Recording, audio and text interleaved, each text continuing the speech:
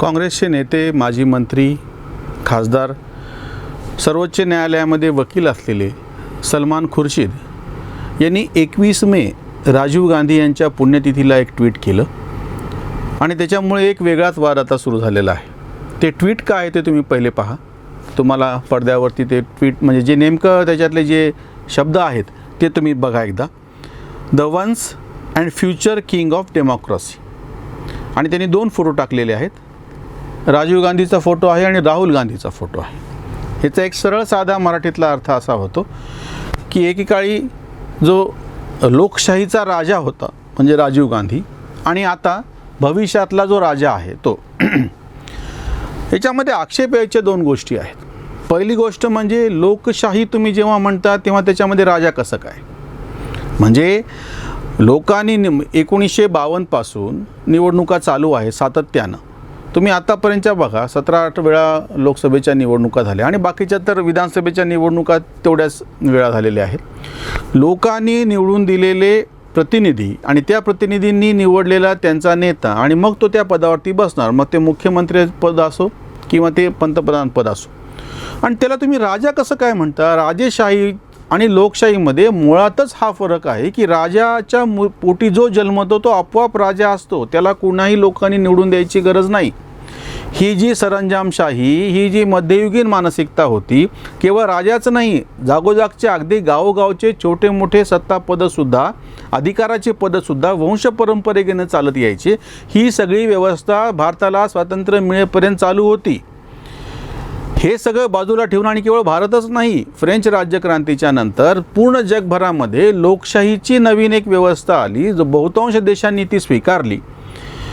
ह्या काळामध्ये लोकांनी कसं निवडून द्यायचं, लोकांनी निवडून दिलेले प्रतिनिधी, मग त्यांनी कसं राज्य करायचं, त्यांनी कोणाला विश्वासात घ्यायचं, त्यांनी जे नेमलेले त्याचं काय अष्टप्रधान मंडळ आपण शिवाजी महाराजांच्या भाषेत म्हणायचो, तर त्याच्यामध्ये तेही परंपरागत असायचं.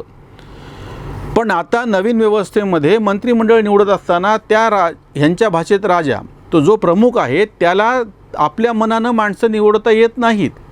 जे लोकांनी निवडून दिलेले आहेत त्यांच्यामधूनच निवडून घ्यावे लागतात. भले त्यांनी आता एक राज्यसभा नावाची गोष्ट किंवा काही राज्यांमध्ये विधान परिषद आहेत, मागच्या मार्गाने का होईना तुम्ही निवडून दिले, पण हे सगळं एका लोकशाही चौकटीमध्येच राहून काम करावं लागतं. अशा वातावरणामध्ये आज 2021मध्ये सलमान खुर्शीदसारखा अतिशय बुद्धिमान असलेला एक व्यक्ती की जो या लोकशाही व्यवस्थेमध्ये कित्येक वर्षापासून काम करत आहे, वेगवेगळ्या पदांवर त्यानं प्रत्यक्ष काम केलेलं आहे, त्याला अनुभव आहे, आणि तरी तो असं म्हणतो once and future king of democracy. King of democracy म्हणजे काय. मोदींवर टीका करणारे एक गोष्ट विसरतात की मोदींनी असा शब्द वापरला होता की मैं प्रधान सेवक हूँ. मोदी काय नाटकं करतात, मोदी काय जुमलेबाजी करतात आपण बाजूला ठेवूयात. जो शब्द त्यांनी नेमका वापरला होता की मैं प्रधान सेवक हूँ, प्रधानमंत्री नाही. आम्ही जनतेचे सेवक आहोत अशी भूमिका लोकप्रतिनिधींना घ्यावीच लागते. ती काही त्यांची ऐच्छिक गोष्ट नाही आहे. या नवीन व्यवस्थेमध्ये जनता हीच राजा आहे, कोणी एक राजा नाही. ती सगळी राजेशाही, ती मानसिकता आम्ही दूर ठेवली. त्याच्यामुळेच तर वेगळ्या पद्धतीनं आपणच नाही, जगभरामध्ये वेगवेगळ्या देशांचा जो आधुनिक काळामध्ये विकास होऊ शकला, प्रगती साधता आली, नवीन काही गोष्टी करता आल्या, या सगळ्या लोकशाही मूल्यांमुळे आहे. राजेशाही व्यवस्थेतले जे दोष होते ते आपण दूर करून एक नवीन व्यवस्था स्वीकारली आणि त्याला तुम्ही परत राजा म्हणतात. ह्या म्हणजे ही तुमची मानसिकता दिसते. बरं, हे काय आत्ता घडले असं नाही. सलमान खुर्शीदवरती आजच टीका करायचं कारण असं नाही. काँग्रेसमध्ये यापूर्वी, काँग्रेस हा सगळ्यात मोठा पक्ष, सगळ्यात जुना पक्ष, सगळ्यात जास्त काळ सत्तेवर राहिलेला आहे, म्हणून त्यांच्यामधले हे दोष दाखवून द्यावे लागतात. कारण की नंतर मग ते इतर लोकांमध्ये पण येतात, आहेतच. इतर पक्षांमध्येही अशाच पद्धतीनं वारसा समोर नेला गेलेला आहे. राजेशाही ही जी मानसिकता आहे जुनी मध्ययुगीन कालखंडातली, आणि जे काही रक्ताचं आहे त्याला काहीतरी महत्त्व देण्याची पद्धत इतरही पक्षामध्ये आहे.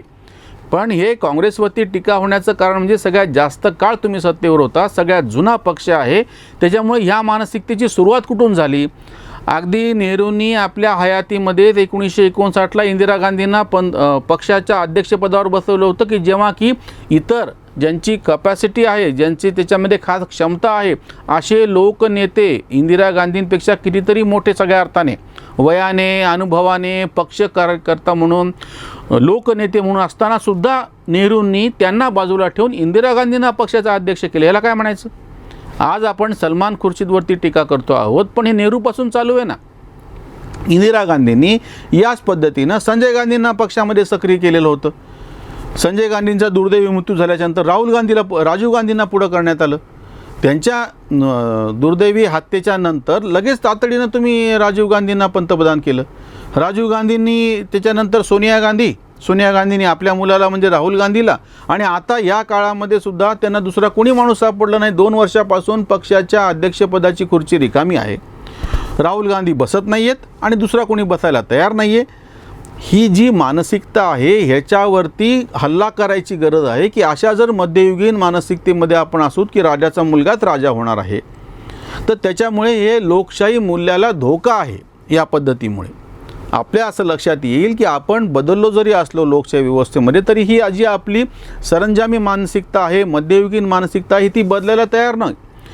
केवळ राजकारणच नाही, इतरही क्षेत्रामध्ये तुम्ही बघा, वेगवेगळ्या अधिकारी छोट्या मोठ्या पदावरती एखादी संस्था तुम्ही घ्या, तर त्या संस्था ज्यानं सुरू केली तो आपल्या मुलाला, आपल्या बायकोला, अजून आपल्या नातेवाईकांना त्याच्यामध्ये घेतो आणि त्याच्यानंतर तेच त्या पदावरती बसतील अशी व्यवस्था केलेली असते. हे काय? मोठे मोठे उद्योगसुद्धा ज्यानं एखादा मोठा उद्योग सुरू केला त्यांना अशी व्यवस्था केली असते की आपल्यानंतर आपला पोरगा तिथं मॅनेजिंग डायरेक्टर व्हायला पाहिजे. ही काय मानसिकता सांगते? ही म्हणजे हा काही दोष केवळ फक्त तो प्रत्यक्ष जो असा ह्याचा फायदा घेऊन त्या खुर्चीवर बसतो आहे. एखादा आमदार आणि खासदार दुर्दैवाने निधन झालं तर तेव्हा जिथे पोटनिवडणूक घेतली जाते तेव्हा प्रामुख्याने त्याच्या बायकोला, मुलाला, सुनेला अशा पद्धतीने ती जागा दिली जाते, म्हणजे लोकांमध्ये सहानुभूती असते. फार बरं झालं महाराष्ट्रामध्ये पंढरपूरला जी निवडणूक झाली त्याच्यातून लोकांनी हे सिद्ध केलं की अशा पद्धतीची मानसिकता आम्ही चालून घेणार नाहीत. जे आमदार मृत्यू पावले होते त्यांच्या मुलाला उमेदवारी दिली, पण लोकांनी त्याचा पराभव लोकशाहीच्या मार्गाने करून दाखवला. पहिली गोष्ट, हा दोष सगळ्यात मोठा तुम्हा आम्हा सर्वसामान्य जनतेचा आहे हे लक्षात घ्या. सलमान खुर्शीदवरती टीका करत असताना हे सगळं आपल्यावरती येतं आहे. आपणच अशा पद्धतीनं, कारण की हे सरळ सरळ जाऊन अधिकृतरित्या त्या खुर्चीवर बसू शकत नाही जोपर्यंत आपण मतं देत नाहीत, आणि आपण सर्वसामान्य मतदार जागरूक नसतो म्हणून असं फावतं. म्हणून हे लोक आताच्याही काळामध्ये असं ट्विट करू शकतात की किंग ऑफ डेमोक्रेसी. काँग्रेसची ही जी मानसिकता आहे ती वाढीला लागण्याचं कारण सर्वसामान्य लोक आहे. आपल्या डोक्यातून अजून जात नाही की आजही एखादा नेता, त्या क्षेत्रातला कोणीतरी युवा नेता म्हणलं की बरोबर आपल्या मुलाला पुढं करतो. महिलांना संधी म्हणले की त्या नेत्याची बायको किंवा सून असते किंवा मुलगी असते. असं कशामुळे? पक्षामध्ये बाकीचे लोक नाही आहेत. आताही जेव्हा बाळासाहेब ठाकरे, मग उद्धव ठाकरे, मग आदित्य ठाकरे, कशासाठी?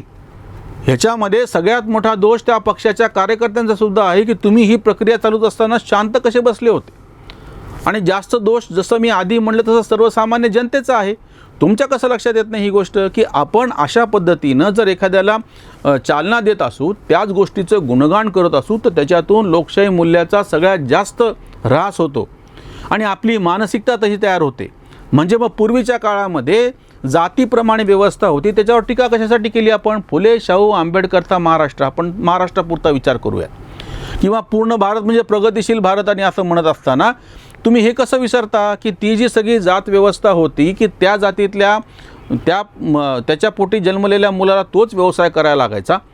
हे सगळं आपण मोडीत काढलं. प्रत्येकाचं कौशल्य काय आहे, प्रत्येकाचं हुशारी कशी आहे ही जोखण्याची नवीन व्यवस्था आली लोकशाही. त्याच्यामध्ये सगळ्यांना समान संधी अपेक्षित आहे. असं असताना जेव्हा तुम्ही विशेषतः अशा मोठ्या पदांवरती, काही काही छोट्या मोठ्या ठिकाणी ठीक आहे, हे चालत थोडंसं आपण दुर्लक्ष करूयात, व्यवहाराच्या पातळीवरती थोडंफार चालतच असतं.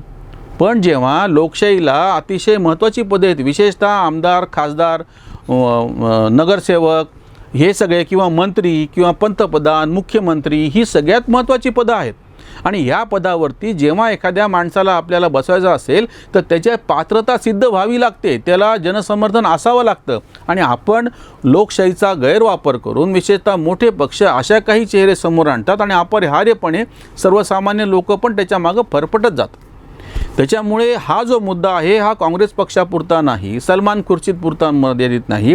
त्यांनी राहुल गांधीला काय पद्धतीनं समोर त्याची प्रतिमा, तुम्ही त्यांना पक्षाध्यक्ष करा, तो एक आमचा पंतप्रधानपदाचा उमेदवार आहे म्हणून त्याचा चेहरा समोर करा आणि त्याच्यानंतर निवडणूक जिंका ना, याच्यावरती काही आक्षेप नाही आहे. पण तुम्ही त्यांना किंग म्हणता आहात. लोकशाही आणि राजा ह्या एकमेकांच्या विरोधी संकल्पना आहेत, ह्या जुळत नाहीत. आणि सलमान खुर्शीदसारख्या अतिशय बुद्धिवान असलेल्या माणसाकडून अशा पद्धतीच्या ट्विटची अपेक्षा नाही. राजीव गांधींच्या पुण्यतिथीला हे ट्विट केलं गेलेलं आहे आणि हा मानसिक गुलामगिरीचं सगळ्यात मोठं हे उदाहरण आहे. त्याच्यावरची उसंतवाणी मी तुमच्यासमोर ठेवतो. हा जो आक्षेप आहे, सलमान खुर्शीद करीत असे ट्विट, सलमान खुर्शीद करीत असे ट्विट, गाली लावा तीट राहुलच्या. सलमान खुर्शीद करीत असे ट्विट, गाली लावा तीट राहुलच्या. राजीव नंतर राहुलचं राजा, राजीव नंतर राहुलचं राजा, वाजवारे बाजा अंगणात. काँग्रेसी भाट हे बोलती जोशात, काँग्रेसी भाट हे बोलती जोशात, राजस वेशात लोकशाही. वारसाचा हक्क आहे गादीवर. जर वारसाच गादीवर बसणार असेल, वारसाचा हक्क आहे गादीवर, बाकीचे चाकर भोवताली. मग बाकीच्यांचं काम काय की त्याची फक्त चाकरी करणे. राहुल हा किंग त्यालाच मुजरे, राहुल हा किंग त्यालाच मुजरे, राज्यात हुजरे जागजागी. पटेलांनी केली संस्थाने खालसा. वल्लभभाई पटेल यांनी 565च्या जवळपास संस्थानं खालसा केली आणि सगळ्याचा मिळून हा अखंड भारत आपल्यासमोर दिसतो आहे आणि त्याच्या लोकशाही व्यवस्था त्यांनी स्वीकारलेली आहे. पटेलांनी केली संस्थाने खालसा, तरीही वारसा सांगती हे. कांत शरीरात गुलामीचे रक्त, कांत शरीरात गुलामीचे रक्त, लोकशाही फक्त देखावाच, लोकशाही फक्त देखावाच.